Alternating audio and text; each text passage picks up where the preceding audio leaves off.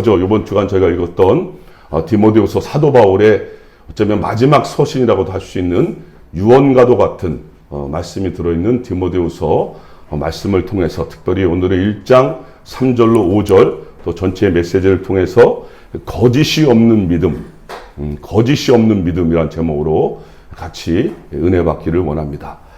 여러분 아주 오래된 영화입니다. 지붕 위의 바이올린, 제목이 좀 특이해요. 지붕 위의 바이올린이란 영화 혹시 보신 분이 있을 거예요. 이 영화는 1900년대에 러시아를 배경으로, 그렇죠? 러시아의 우크라이나라는 지방에 한 유대인들이 살고 있는 그 마을을 배경으로 해서 이루어져 나가고 있는 그런 영화입니다. 그들은 유태인으로서 신실한 신앙을 유지하고 또 지켜가고 있는 그 아버지, 그리고 그의 사랑스러운 아내와 사랑하는 5명의 딸들과의 이 관계를 다루고 있어요. 여러분, 종교와 전통을 무엇보다 중요하게 여기는 그 아버지예요. 그런데 실제적인 삶은 너무나 가난한 거죠. 그러니까 당연히 자신의 사랑하는 딸들만큼은 부모니까 당연히 가난하지 않기를 바랄 거 아니겠습니까? 여러분, 그래서 당시 그들의 전통대로 결혼만큼은 부모가 선정을 해서 선택을 해서 짝을 맺어주려고 하고 있습니다. 그런데 그 딸들이요, 다른 건 다 말을 잘 듣는 딸들이 이 결혼에 있어서는 아버지의 말을 듣지를 않아요. 거기서 아버지와 이 갈등이 빚어지고 있는 거죠. 그 딸들은 자신들이 선택한 남자를 부모님이 아니라 자기가 선택한 남자를 데리고 와요. 그리고 허락을 요청을 받고자 합니다. 첫째 딸도 그렇고 둘째 딸도 그렇고 셋째 딸도 다 하나같이 그런데 보니까 다 가난하고 마음에 들지가 않는 거예요. 그러나 결국 그 딸들의 소원대로 들어줄 수밖에 없는 그 아버지의 마음을 보여주고 있거든요. 특별히 셋째 딸은요, 유대인이 아니라 러시아인과 결혼을 하고 싶어 하는 거예요. 전통에 위배돼도 너무 빗나가게 되는 거잖아요. 그래서 그것만큼은 이 아버지가 양보하고 싶지가 않은 거예요. 그러면 딸이 좀 숙이고 들어오면 좋겠는데 급기야 집을 나가 버리기까지 하는 그런 아주 깊은 갈등을 다루고 있거든요. 그러나 결국 사랑하는 딸들의 행복을 위해서 자기가 그토록 지켜왔던 그런 유대인의 전통조차도 포기하며 갈등하는 그 아버지의 거짓없는 마음, 그 순수한 사랑, 그것이 얼마나 깊은 울림을 주는지를 보여주는 그런 영화 같았습니다. 여기서 아버지가 결혼을 허락하는 장면이 참 인상적이었어요. 그 완고한 아버지의 마음이 어떻게 언제 변했는가? 그것은 그 사랑하는 자녀의 눈망울을 바라보면서 그 속에서 아버지는 그 자녀에게서 거짓이 없는 진실된 사랑과 갈망을 보게 됐거든요. 그래서 결국은 아버지가요, 그 전통과 모든 걸 내려놓고 허락을 하게 됩니다. 여러분, 결혼에 있어서 가장 중요한 것은 사랑이잖아요. 그 부분을 우리에게 가르쳐 주는 것이죠. 여러분 아시는 대로 저는 원래부터 처음부터 동성애나 세습에 대한 반대를 외쳐왔어요. 단지 여기서뿐만이 아니라 제가 강단에 설 때 저는 참 많이 외쳤습니다. 그 이유는 다른 것이 아니었어요. 너무나 단순한 것이었습니다. 그것이 하나님의 뜻도 또 성경에도 위배가 되는 것이기 때문이었던 것이죠. 특별히 여러분 세습 문제가 세상의 이슈가 되면서 제 개인적으로는 너무 하나님께 죄송하더라고요. 그것은 교회가 타락해져 가고 있다고 마치 쾅 도장을 찍는 것 같은 그런 인상을 받았기 때문입니다. 여러분 우리나라의 장로교회 대표적인 두 교회가 있거든요. 보통 통합 측, 합동 측이라고 그러는데 그 대표적인 교회가 영락교회와 충현교회라고 말합니다. 그런데 영락교회를 이끌었던 한경직 목사님이라는 그 귀한 분은 신사참배를 하셨던 거예요. 또 충현교회라고 하는 그 큰 교회를 이끄셨던 그분은 세습을 해버렸던 거예요. 얼마나 겉으로 봤을 때는 참 실망할 수 있습니까? 그런데요, 영락교회 한경직 목사님이 종교계의 노벨상이라고 말할 수 있는 템플던상을 수상받을 때 그때 자신이요 공개적으로 전체 앞에서 자신이 신사참배하신 것을 회개하시더라고요. 그때 상금으로 받은 102만 불을 다 북한 선교를 위해서 쓰라고 그대로 헌금하는 모습이 얼마나 감동적인지 모르겠더라고요. 또 우리가 충영교회 그 목사님, 김창현 목사님은요, 2012년에 그 돌아가시기 전에 그분이 이렇게 고백을 했습니다. 내 생애에 가장 후회되는 일은 내가 세습을 시킨 것이다. 하나님 앞에 세습한 것에 대해서 회개한다라고 그렇게 고백하시더라고요. 참 쉽지 않은 일이잖아요. 한국의 대표적인 교회의 최고의 원로분들이 그런 고백을 하는 걸 보면서 우리나라가 아직도 소망이 있구나. 하나님이 사용하시겠구나. 그런 은혜를 받았던 적이 있습니다. 여러분, 오늘 그런 의미에서 우리가 이번 주에 읽은 말씀은 너무나 귀한 감동을 주는 내용들 아닙니까? 이제 여러분 노년의 나이가 들 대로 들었어요. 일평생 복음만을 위해서 살아왔어요. 그렇게 달려온 사도 바울, 그가 믿음으로 낳은 아들 디모데, 그 디모데가 목회자가 된 거 아니에요? 그에게 마지막으로 죽기 전에 감옥에서 그것도 서신을 보내고 있는 거죠. 어쩌면 이 시대에 그리스도인으로 살아가는 우리들에게 보내주는 그런 서신이라고 보시면 될 것 같습니다.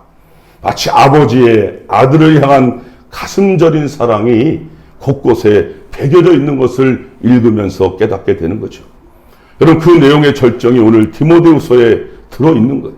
저도 읽고 또 읽으면서 가슴이 뭉클해지는 애틋함을 느낄 수가 있었습니다. 그 사도 바울이 목회자 디모데에게 자기 영적인 아들에게 마지막으로 감옥에서 권면하는 이 편지의 제목, 그래서 저는 거짓 없는 믿음이라는 제목을 삼게 되었습니다. 구체적으로 그것이 무엇을 말하고 있는지 말씀을 통해서 한번 같이 살펴보도록 하겠습니다. 여러분, 거짓이 없는 믿음은 어떤 믿음인가? 거짓이 없는 믿음은 살아있는 믿음이다라는 것이죠. 우리 5절 말씀 같이 한번 읽어보시죠. 5절입니다. 시작. 이는 내 속에 거짓이 없는 믿음이 있음을 생각함이라. 이 믿음은 먼저 내 외조모 로이스와 내 어머니 유니게 속에 있더니 내 속에도 있는 줄을 확신하노라. 아멘. 여러분, 거짓이 없는 믿음은 어떤 믿음이라고요? 살아있는 믿음. 여러분, 왜 거짓이 없는 믿음이 살아있다라고 말할까? 그것은 영향력을 미치기 때문인 거예요. 자기에게서 그 믿음이 끝나는 것이 아니란 말이죠. 반드시 그 믿음을 보고 배우는 사람들이 있다니까요. 여러분, 그러니까 우리가 남이 알아주지 않아도 왜 끝까지 믿음을 지키며 승리하며 살아야 하는지를 가르쳐주고 있는 거예요. 여러분, 오늘 본문도 보시면 바울이 디모데를 향하여 거짓이 없는 믿음을 가졌다. 그러면 얼마나 참 감격스러운 말 아닙니까? 다른 사람도 아닌 일평생 하나님의 복음을 위하여 살았던 자기의 스승과도 같은 사도 바울이 자기를 향하여 말하고 있는 거예요. 디모데야, 너는 거짓이 없는 믿음을 가졌어.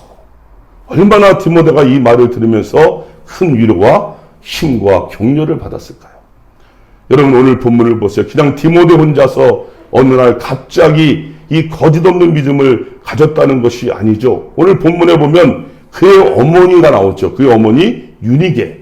그 유니게 어머니가 거짓 없는 믿음을 가졌다라고 말하고 있습니다. 그럼 디모데가 뭘 보고 자랐겠어요? 그 어머니의 거짓 없는 믿음을 보고 자란 것이죠. 그런데 오늘 본문에 보면 거기서 그치지 않더라고요. 디모데의 외할머니 이름도 나옵니다. 로이스.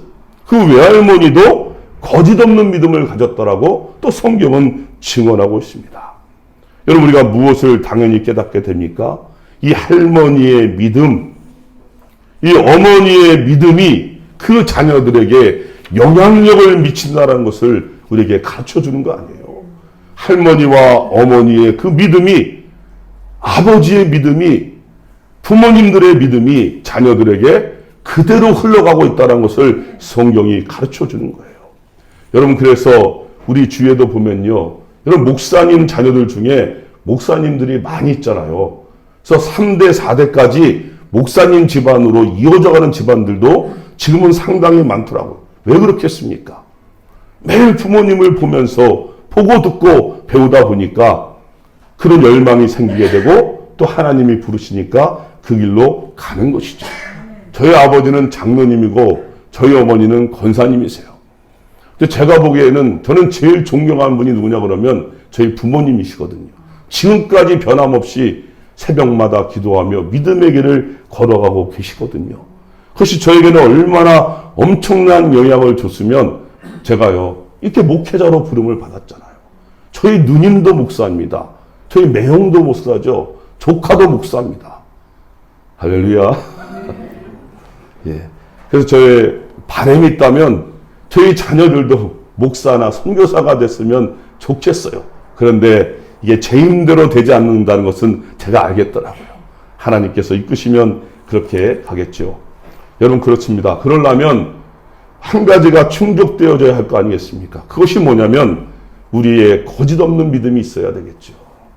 그것을 자녀들이 볼 거 아닙니까? 우리가 어떻게 신앙생활을 하고 있는지 가장 가까이에서 그들이 정확한 증인이잖아요. 그렇다면 우리의 자녀들은 지금 우리들에 대해서 어떻게 말하고 있을까? 한번 생각해 보셨나요? 아, 우리 엄마 아빠는 다른 것은 몰라도 새벽마다 나를 위해서 기도하는 분이야. 아, 우리 부모님은 무슨 일이 있어도 주일날 이만큼은 반드시 예배 드리는 분이야. 아, 우리 부모님은 하나님을 나보다도 우리보다도 더 사랑하는 분이야. 아, 우리 부모님은 절대 거짓 행동을 안 하시는 분이야. 아, 나는 우리 부모님을 제일 존경해. 여러분 그런 고백을 들으시기를 주님의 이름으로 축복합니다. 여러분 거짓이 없는 믿음이 왜 살아있다라고 말하냐면 또 한 가지는 우리에게 담대함을 주기 때문이에요. 첫 번째 영향력을 준다면 두 번째로는 우리에게 담대함을 준다는 거죠. 그 말의 의미는 진짜로 두려워할 분이 누구인지를 알고 산다는 거 아닙니까? 그렇기 때문에 고난을 당해도 또 손해를 당해도 어려움과 억울함을 당해도요 다시 일어설 줄 알거든요. 한마디로 오뚜기 신앙이에요.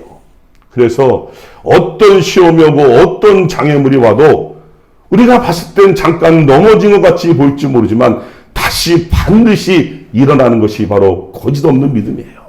그런 담대함을 주님이 주시기 때문이죠. 여러분 왜 그렇겠습니까? 그 안에 담대함이 있기 때문 아니겠습니까? 여러분 대표적인 예가 누굴까? 다윗과 골리앗 아니겠어요? 다윗은 살아있는 믿음을 가졌죠. 그래서 다들 두려워하고 있는 골리앗을 바라보면서 그는 두려워하지 않았어요. 왜요? 하나님을 경외했기 때문에. 골리앗을 보고 있지만 그보다 더 큰 하나님을 바라보고 있다 보니까 그 두려움을 넘어서게 된 거 아니겠습니까? 담대하게 골리앗을 향하여 뛰는 거죠.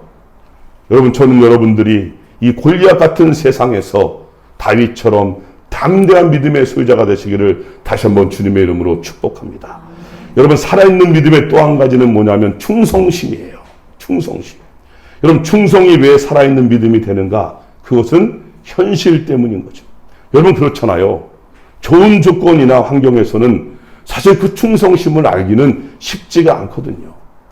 어느 때 알 수 있습니까? 정말 어렵고 힘든 상황에 처해봐야 그 속에서 비로소 드러나게 되어 있거든요.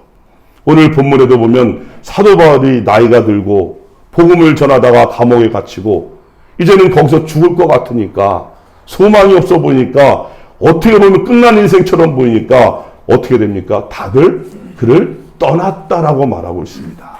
아시아에 있는 모든 사람이 나를 버렸다라고 말하겠어요. 어떻게 보면 배신 아니겠습니까? 여러분이 얼마나 슬픈 현실일까요? 그러나 어떻다는 거죠? 살아있는 믿음을 가진 사람은 똑같은 현실이에요. 똑같은 상황을 만나지만 버리는 것이 아니라 더 하나님 앞에 충성하더라는 것이죠. 왜 그럴까요? 왜냐하면 그 믿음이 살아있기 때문이에요. 하나님을 바라보기 때문에. 여러분 교회는요 목사를 바라보는 것도 아니고 뭐 장로님을 주일을 바라보는 것이 아니라 하나님을 바라보고 나온 줄로 믿습니다. 그래야 상처를 안 받아요. 사람을 바라보면요 상처를 받을 수밖에 없어요. 왜? 우리는 죄성을 가지고 있고 완벽하지 않기 때문에. 그러나 하나님을 바라보면 하나님의 은혜가 우리 가운데 임하게 될 줄로 믿습니다. 살아있는 믿음은요 그 내려오는 물을 영에서 치고 올라가는 거예요. 그래서 아무리 현실이 어렵고 힘들어도 그죠? 그것을 치고 올라가는 그 믿음을 하나님께서 허락해 주시는 거죠. 여러분 기억하십시다. 교회가 어렵고 교회가 힘들고 교회가 공경에 처할수록 자기 살 길을 찾아가면 하나님이 보시지 않겠습니까? 그러나 우리에겐 그때가 바로 살아있는 믿음, 곧 하나님을 향한 열심을 발휘할 때인 줄로 믿습니다. 여러분 한국교회가요 코로나 3년을 겪으면서 엄청난 진통을 앓았어요. 사실은 수많은 교회가 문을 닫았습니다. 얼마나 한국교회에 타격을 줬는지 몰라요. 근데 여러분 그렇잖아요. 그렇다고 하나님의 교회가 다 사라졌습니까? 망했습니까? 아닌 거예요. 그럼에도 불구하고 그런 식의 다시 살아나는 교회가 있는 거예요. 다시 하나님 앞에 영광 돌리는 교회들이 살아나는 교회들이 있는 거예요. 왜요? 거기에는 충성스러운 믿음의 일꾼들이 있기 때문에 하나님께서 다시 들어서 역사하시는 것이죠. 저는 저희 교회가 그렇게 됐으면 좋겠습니다. 이 시대의 양주 땅에 죽어가는 영혼들을 향한 하나님의 그 사랑을 마음껏 전하는 저희가 되기를 다시 한번 주의 이름으로 축복합니다. 오늘 두 번째로 거짓이 없는 믿음은 어떤 믿음인가? 첫 번째 살아있는 믿음이라면 두 번째는 일편단심의 믿음이다. 일편단심의 믿음이다. 우리 본문은 갈피를 하시고 한 장을 딱 넘기시면 2장 15절 말씀 같이 한번 읽습니다. 2장 15절입니다. 시작. 너는 진리의 말씀을 옳게 분별하며 부끄러울 것이 없는 일꾼으로 인정된 자로 자신을 하나님 앞에 드리기를 힘쓰라. 아멘. 여러분 거짓이 없는 믿음은요 일편단심의 믿음이라는 거죠. 그것이 무엇입니까? 왜 자신을 하나님 앞에 드리는 것이 일편단심의 믿음인가? 그것은요 하나님을 100% 신뢰하는 사람만이 자기 자신을 하나님 앞에 드릴 수 있는 거예요. 하나님에 대한 확신이 없는 사람은, 하나님에 대한 100% 확신을 가지지 않은 사람은 자신을 하나님 앞에 드릴 수가 없잖아요. 그러니까 자신을 하나님 앞에 드린다는 것은 그만큼 하나님을 내가 신뢰한다는 것의 반증이라고 보시면 되는 것이죠. 여러분 그렇습니다. 정말 주님께 일편단심의 믿음을 가진 사람은요 자신의 생명조차도 주님께 드리는 것을 주저하지 않아요. 여러분 멀리 볼 필요도 없잖아요. 일제시대 한번 돌아가 보세요. 주기철 목사님 보세요. 그 고개 한 번만 끄덕이면 되잖아요. 손양원 목사님 보세요. 그냥 고개 한 번만 끄덕이고 잠깐 그 시기만 지나가면 되잖아요. 그런데 그거 안 한다고, 신사참배 안 한다고 그 감옥에서 모진 고통과 고난을 당하면서 그들이 고백한 게 뭡니까? 일사각오, 일편단심. 아니 주님이 나를 위해서 그 모든 걸 쏟아부으셨는데 내가 어떻게 주님을 배신할 수 있을까? 일편단심의 그 마음으로 주님을 향하여 자신의 생명조차 드렸잖아요. 한국교회 전통이 그렇게 흘러내려온 거예요. 여러분 자신을 주님께 드린다는 그 믿음이 구체적으로 삶 속에서 어떻게 이루어질까? 그것은 매 순간순간 주님의 인도함을 받는다는 것을 의미하는 것 아니겠습니까? 그러한 삶을 요하는 진리 안에서 자유를 누린다라고 표현하는 거예요. 매일매일 우리의 삶 속에서 주님을 인식하고 주님과 동행하며 주님과 함께하는 삶을 뭐라고요? 진리 안에서 자유함을 누린다라고 그렇게 표현하고 있는 것이죠. 여러분 일편단심의 믿음은 또 한 가지는 주님을 깨끗한 마음으로 부른다라고 오늘 성경은 말하고 있어요. 주님을 깨끗한 마음으로 부르게 된다는 것이죠. 여러분 그렇잖아요. 주님께 일편단심의 믿음을 가진 사람이 왜 주님께 거짓으로 기도하겠냐는 거죠. 왜 자신의 탐심을 이루기 위해서 주님을 이용하고자 하겠냐는 거죠. 아니잖아요. 저희 딸아이가 이번에 수능시험을 보는데 제가 어떻게 기도하겠어요? 하나님, 저희 딸아이가 하버드대 가게 해주세요. 그렇게 기도하겠습니까? 저의 탐심을 이루기 위해서 그렇게 기도하겠어요? 아니죠. 그냥 한나가 준비한 만큼 자기가 가지고 있는 실력만큼 실수하지 않고 하나님 그대로만 잘 보게 해주세요. 그거 아니에요. 제 탐심을 이루기 위해서 하지도 않은 일들을 해달라고 할 수는 없는 거 아닙니까? 여러분 육신의 욕정에 빠져서 주님의 마음을 아프게 하면 안 되는 것이죠. 여러분 사랑하면 어떻게 됩니까? 순결해지려고 하지 않을까요? 순결해 지키며 산다는 것이 사실은 깨끗한 마음이라고 오늘 말하고 있는 거예요. 그래서 여러분 요한계시록에서 우리의 완성된 모습을 보여주고 있지 않습니까? 우리의 마지막 모습이 어떻습니까? 요한계시록 7장에 보면요, 주님의 보혈로 씻겨진 흰 옷을 입고 손에 종려가지를 들고 보좌 앞에 계신 그 어린 양 앞에 찬송과 경배와 영광을 각 나라와 족속과 백성과 방언에서 온 세계에서 주님이 선택한 백성들이 와서 흰 옷을 입고 보좌 계신 어린 양 앞에 찬송과 영광과 경배를 올려드린 그 자리에 바로 우리들이 있는 줄로 믿습니다. 그러면 됐잖아요. 거기 우리가 있는 거예요.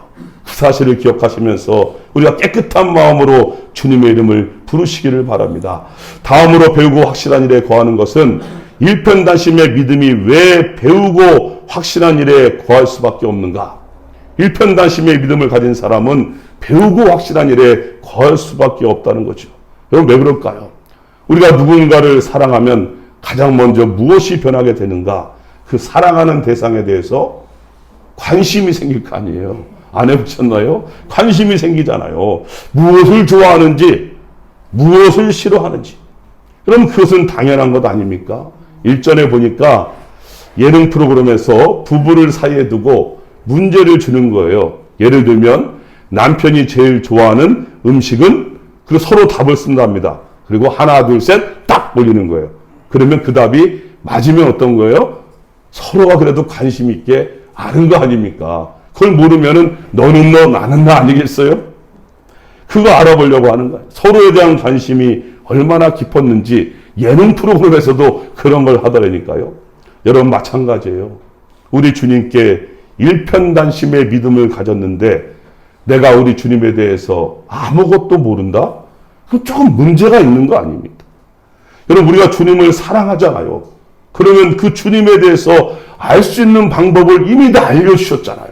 어떻게 우리가 우리 주님을, 그 사랑을 알 수 있을까요? 하나님의 말씀이잖아요.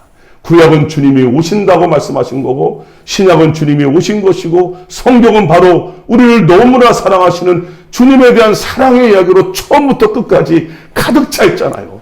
그러니까 우리가 주님의 사랑을 알고 싶으면 하나님의 말씀을 계속 읽어야 될 거 아니겠습니까? 그래서 저희가 올해 일독 성경 프로그램을 시작하는 이유도 거기에 있는 거예요. 우리를 향한 주님의 사랑을 더 깊이 깨달아야 되기 때문인 것이요. 여러분, 말씀이 어렵다라고 하는 분들이 있어요. 여러분, 제가 수도 없이 봐도요, 전 지금도 어려워요. 그런데 감사한 건 뭐냐면 말씀을 다 알아서 보는 게 아니에요. 비록 모르지만 말씀을 보다 보면 성령 하나님이요, 저의 수준에 맞게 깨닫게 해주세요. 참 위로가 되고 힘이 되고 깨달음이 되고요. 제 실력과 수준에 맞게 성령 하나님이 확신과 역사를 주시거든요. 여러분, 이게 말씀의 능력이에요. 여러분, 그래서 성경을 아무리 많이 읽어도요, 놀라운 사실은 읽을 때마다 달라요. 읽을 때마다 주시는 감동과 그 은혜가 새롭게 다가오는 것을 느끼게 되는 것이죠. 말씀은 우리에게 확신과 기쁨을 주는 줄로 믿습니다. 그 은혜를 우리가 누려야 되는 거예요. 두 번째로 말씀을 공부해야 되는 거죠. 여러분, 저는 그래서 가능한 한 새벽 예배든 또 수요 예배든 성경 자체를 가지고 지금 자세하게 강해를 하고 있는 이유가 거기에 있는 거예요. 참 쉽지 않죠. 제가 아무리 목사라도 어떻게 그것을 다 풀 수 있겠습니까? 그러니까 기도하고 또 연구하고 그렇게 시간을 들여서 풀어나가고 있는 거죠. 그래서 여러분, 성경을 배우고 싶으시면요, 지금 같으면 예배 시간을 한 번만 늘리세요.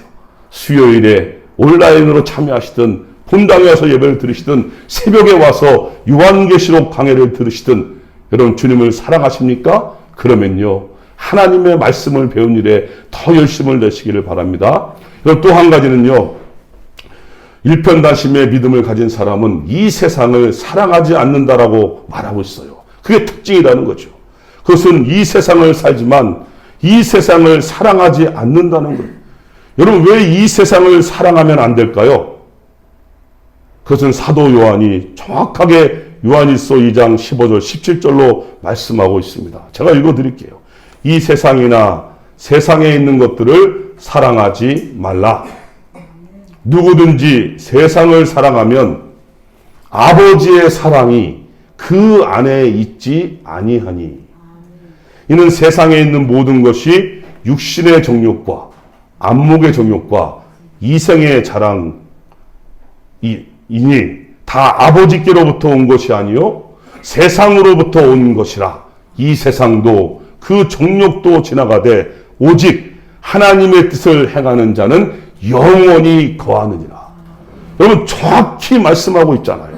아니 주님께서 일편단심의 믿음을 가진 사람이 어떻게 살아야 하는지, 이 세상에 속한 사람들이 추구하는 삶을 그대로 추구하고 갈망하고 그 자체가 목적이 될 수 없다는 거 아니에요. 적어도 하나님께 일편단심의 믿음을 가졌다면 말이죠. 여러분 가장 대표적인 것이 뭘까요? 뭐니 해도 돈 아니겠습니까?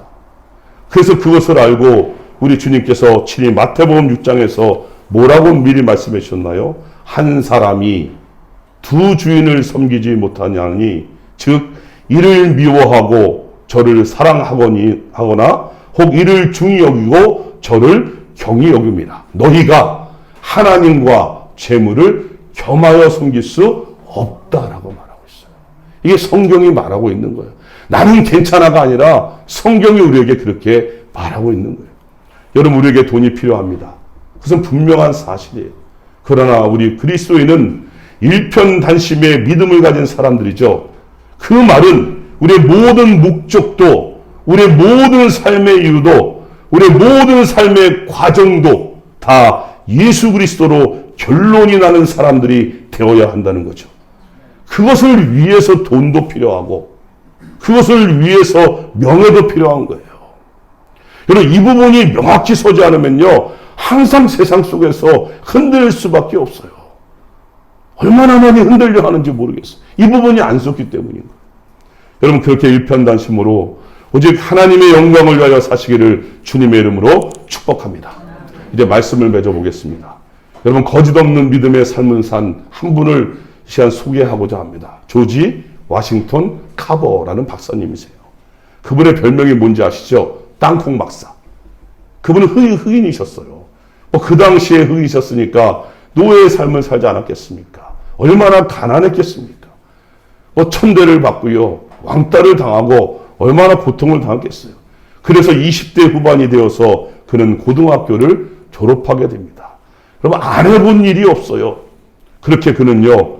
아이오와 주립대 역사상 처음으로 흑인으로서 공부를 마치기까지 합니다. 여러분 그의 관심이 뭔지 아십니까?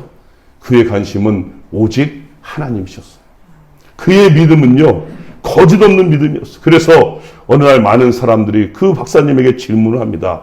왜 굳이 좋은 길을 놔두고 그렇게 힘든 곳에서 일하십니까? 그러자 그 카버 박사님은 대답합니다. 저는 처음부터 세상의 성공이나 돈이나 명예 같은 것에는 관심이 없었습니다. 저는 저를 가장 필요로 하는 곳으로 가려고 하는 것뿐입니다. 하나님께서 이미 그곳에서 제가 할 일을 준비하고 계심을 믿습니다. 여러분 카버 박사님은요. 자신의 연구소 이름을 뭐라고 줬는지 아세요? 너무 감동이더라고요. 자신의 연구소 이름을요. 뭐라고 줬냐면 하나님의 작은 실험실. 와 너무 멋지지 않습니까? 하나님의 작은 실험실이라고 이름을 줘놓은 거예요. 그리고요. 거기에는요. 성경책 외에는 어떠한 책도 펴놓지 않았다는 거죠.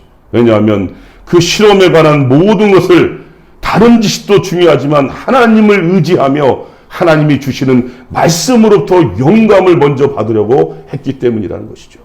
다른 것을 무시하는 게 아니라 하나님의 말씀으로부터는 영감을 가지고 다른 것을 적용시키다 보니까 하나님께서 엄청나게 그를 사용하시게 되었던 거죠. 그래서 결국 그는요. 땅콩 하나를 가지고 300개의 가공식품을 만들고 그죠? 고구마 하나를 가지고 118개의 가공품을 만들어서 모든 사람이 누릴 수 있게 해준 거 아니겠습니까? 어느 날 유명한 상원의원이 그 카바 박사에게 질문을 합니다. 박사님은 그 모든 것을 다 어디서 배웠습니까? 그 정도면 교만할 만하잖아요. 그죠? 어디서 배웠습니까? 그러자 그는 말합니다. 책에서 배웠습니다. 그러니까 어느 책에서 배웠습니까? 어느 책 말입니까? 그러자 이 카버 박사님은 짧고 단호하게 대답합니다. 하나님의 말씀입니다. 성경에서 배웠습니다.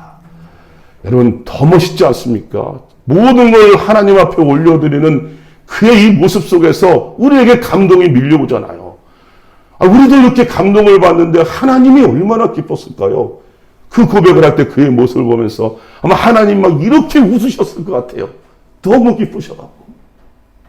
여러분, 오늘 우리는 거짓 없는 믿음이 무엇인지 구체적으로 봤어요. 그것은 살아있는 믿음이고 일편단심의 믿음입니다. 여러분, 그렇게 한 주간도 힘들고 어려운 이 세상 속에서 이 믿음 가지고 한번 부딪혀보면서 끝까지 믿음으로 승리하여 하나님께 영광 돌리는 우리 모두가 되시기를 주님의 이름으로 축복합니다. 기도하시겠습니다. 하나님, 오늘 귀한 말씀을 통하여 사도 바울이 자신의 죽음을 앞두고 사랑하는 주의 자녀들에게 아버지 귀한 말씀으로 그의 유언의 말씀을 대언하고 있습니다. 하나님, 거짓이 없는 믿음, 하나님, 그것은 살아있는 믿음이고 일편단심의 믿음이었습니다. 우리를 이 땅 가운데 그렇게 주님께서 주님의 자녀로 불러주시고 이 땅에 남겨주신 그 주님의 이유가 무엇인지 오늘 말씀을 통하여 다시 한번 깨닫습니다. 내가 속한 곳, 그것이 어느 곳이든 그곳에서 오늘 말씀처럼 거짓이 없는 믿음으로, 살아있는 믿음으로, 일편단심의 믿음으로 모든 영광을 하나님께 올려드리는 저들의 삶이 될 수 있도록 한 분 한 분을 두 손 들어 축복하여 주시옵소서. 감사함이 예수님의 이름으로 기도드리옵나이다.